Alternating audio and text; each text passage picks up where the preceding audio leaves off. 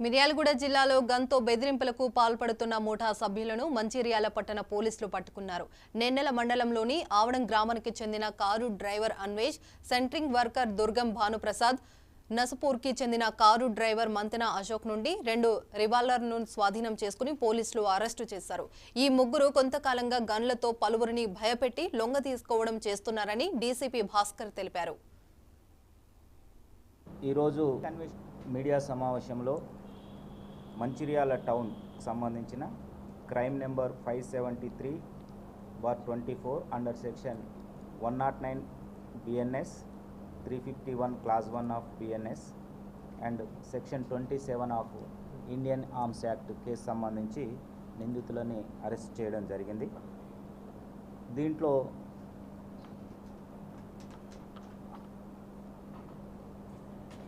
5వ తారీఖు రాత్రి 9:30 గంటలకు ఒక ఫిర్యాది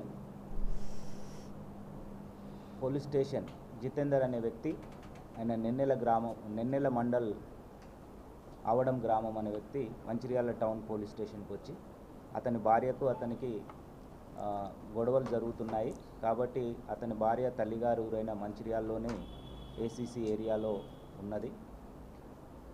ఆమె వాళ్ళ ఇంటికి రాత్రి 9 గంటల సమయంలో ఈ కేసులో A1 నిందితుడు రామ్టెక్కి అన్వేష్, 23 సంవత్సరాలు, కార్ డ్రైవరు, ఆవడం గ్రామం, నెన్నెల మండలం, ఆ భార్యకు అతనికి ఇల్లీగల్ ఇంటిమసీ ఉందని అనుమానంతో అత్తగారింటికి పోయి చూడగా ఇతను రాత్రి 9:30 ప్రాంతంలో ఆ ఇంట్లో ఉంటాడు.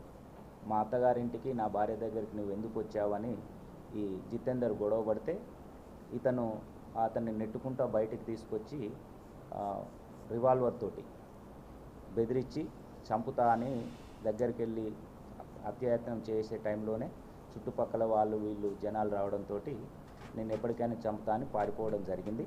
అదే విషయాన్ని మంచిర్యాల టౌన్ పోలీస్ స్టేషన్లో కంప్లైంట్ చేసినారు.